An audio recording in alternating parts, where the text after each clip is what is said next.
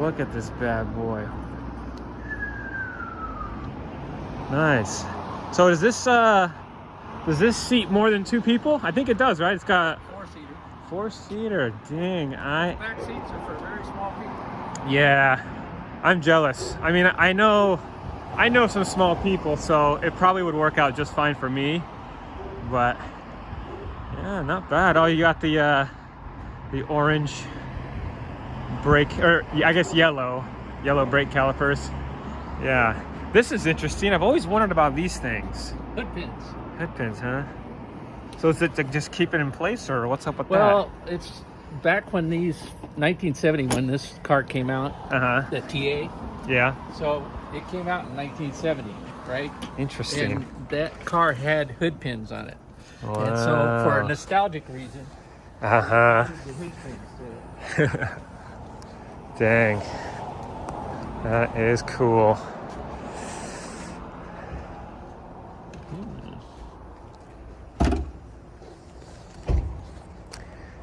Oh yeah, pop this bad boy open. You ready? Yes. Sure. Yes, let's take a look. Oh, nice. 5.7 liter V8, not bad. I had the cover painted to match. Oh, strut wow. bars installed. Nice. Strut bars, are those the things that are on the, oh, that. Okay. What does the strut bar do? What's the purpose of that? It ties the 2 strut towers together to stiffen up the chassis. Oh, interesting. Dang, that is something. Wow. This is kind of interesting how it like kind of comes out to the side. Yeah. Like that. Then the stock boxes have just the lid on them and everything else, but this is a TA, so it's got a functional cold air intake. Oh, nice. And so that's all factored. Yeah. I've heard about these cold air intakes. I've always wondered about them. Yeah. Why do they call it cold air intake? Isn't the air always cold when it No. See, it comes in here cold, never has any chance to get heated by the engine compartment, so you get true cold air. I see. And not only does this have a cold air here, but it has an ingenious little cold air right here. Oh, whoa. That is freaking cool. So, interesting. So the airbox gets, so this gets all just cold air. There's no hot air can get to it at all. So it's really kind of cool. Damn, that is something. This thing is freaking massive.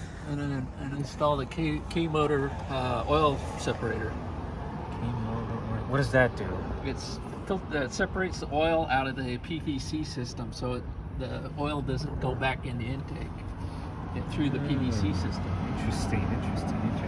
Wow, that is cool. And what is Hemi? Is that just like a proprietary name, or it has to do with the design of the cylinder? The intake and exhaust valves are canted, and the piston's got a hemispherical piston, so it's called a hemispherical head. This dome rounded, so that's where the hemispherical head, the piston. So it's a Hemi. Dang! That is awesome, man. Holy smokes, that's cool. That is really cool. It looks like everything's accessible. You got a lot of room in here. Yep. Nice. And you ready for this? What's up? How many spark plugs? I don't know shit about spark plugs. Well, how many cylinders? Well, there's 8, so there's probably 8 spark plugs. Is that how? 16. 16. Okay.